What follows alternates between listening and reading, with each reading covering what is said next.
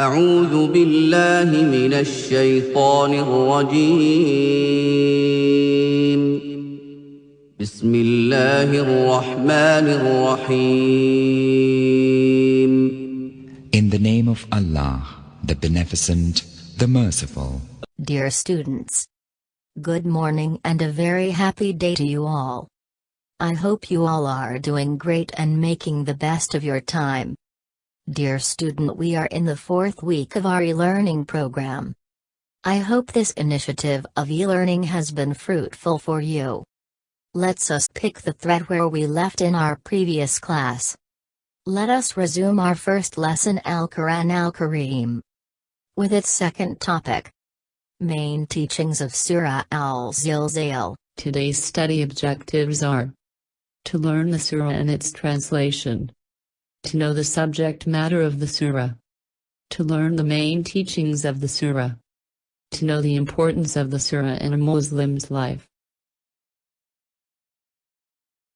Bismillahir Rahmanir Rahim. In the name of Allah, the entirely merciful, the especially merciful. إذا زلزلت الأرض زلزالها When the earth is shaken with its final earthquake, وأخرجت الأرض أثقالها and the earth discharges its burdens, وقال الإنسان ما لها and man says, "What is wrong with it?"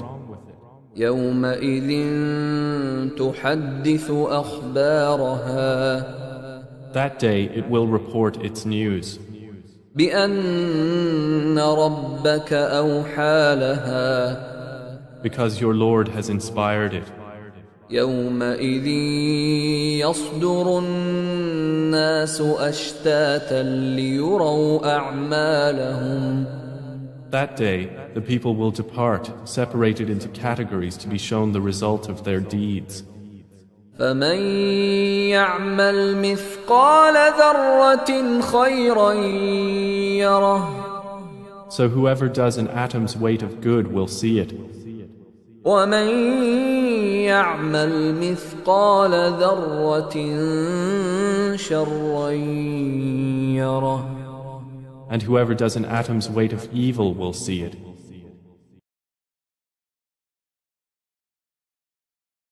Here are some basic facts about Surah Al Zilzal. The word Zilzal means the earthquake. Though it is usually classified as a Medinan surah, the period under which the surah was revealed is not unanimously agreed upon by the narrators. As its placement, it is the 99th surah of the Holy Quran. The surah has 8 verses, and it takes its name from its first verse. The surah begins by describing how on the Day of Judgment, the earth will give off a terrible earthquake and throw up her burdens. Through the inspiration of God, the earth will bear witness to the actions of men it has witnessed. Human beings will then realize that the moment of accountability has arrived. The 2 concluding verses state that all men will be sorted out into groups according to their deeds. And they will see the consequence of everything they have done, every atom's weight of good or evil. This surah mainly pivots on 3 points. First, it speaks about the preliminary signs of the appearance of the hereafter. Secondly, it tells us about the earth as a witness to all of man's deeds. In the third part, people are divided into 2 groups, good and evil, each of which will receive the fruit of their own actions. Here is the detail of the main teachings of Surah Al Zilzal. This surah mainly pivots on 3 points. First, it speaks about the initial signs of the appearance of the hereafter. And then, it tells us about the earth as a witness to all of man's deeds. The Day of Judgment will be no easy matter. The final earthquake of the world will be a terrible event. The earth will bear witness. The devastation on the Day of Justice will be so powerful that the surface of the earth will rupture. At the end of this world and through the great and final convulsion, whatever is inside the earth will be thrown out. Every single deed will be accounted for. No virtue or sin should be belittled. On the day of judgment, the good and bad deeds of a person will be judged, and he will either be rewarded or punished accordingly. On the day of judgment, people will be divided into types and categories, between those who are miserable and those who are happy. None of the deeds, no matter how minute they are, will result in reward for the people, depending on their nature. Even a single action of righteousness can lead to one's differentiation from the non-believers and dwellers of hell on Judgment Day. It reminds one about the occasion of final outcome. The day of judgment will be a terrible day, when the whole world, instead of just a part of it, will shake. And it will shake so vigorously that it will throw out all its burdens and the people that are buried inside it. The extent to which the earth will be shaken cannot be imagined today. So much so that people will ask what is wrong with it. Almighty Allah will inspire the earth to tell of all that has happened on its surface. When the day comes, the earth will narrate an account of all the good and evil deeds done upon it. Every sin, every good deed, every virtuous man and every rebellious disbeliever will be identified and mentioned. Allah has kept this earth as a witness, and on the day of judgment it will give the earth a voice, and before everyone, it will bear all. What are we doing on this earth? Will the earth positively witness for us, or will it speak against us? Every single deed of the son of Adam will be on show on that day. Whatever we have done, from breathing to sleeping to drinking water, nothing is small. A good deed, no matter how small, is still valued by Allah, and a sin, no matter how small, is still going to be accounted for. This surah is extremely important in the life of a Muslim. It teaches many lessons.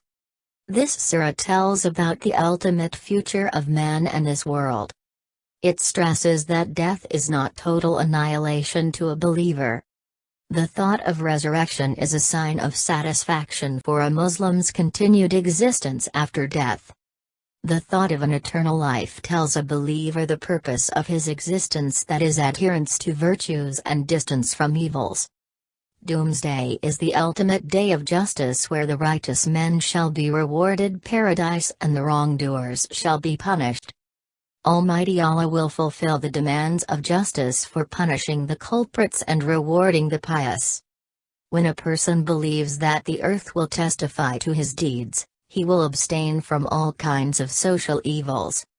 When a Muslim believes that even the most ordinary good has its own weight and value on the Judgment Day, it will promote self-sacrifice and moral values in the society.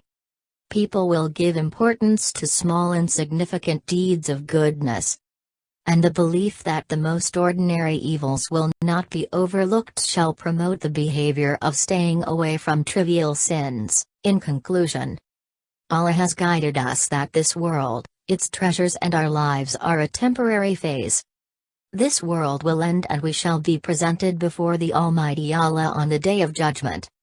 We must keep in mind that no action, or virtue or vice, no matter how small, is insignificant. Our actions are being recorded and we will be accountable for our deeds. Therefore, we must strive to do good deeds and promote virtues, and abstain from vices and shun the evil. With this we conclude our today's lesson. I hope it was beneficial for you, and I was able to contribute my bit. Take care. Thank you.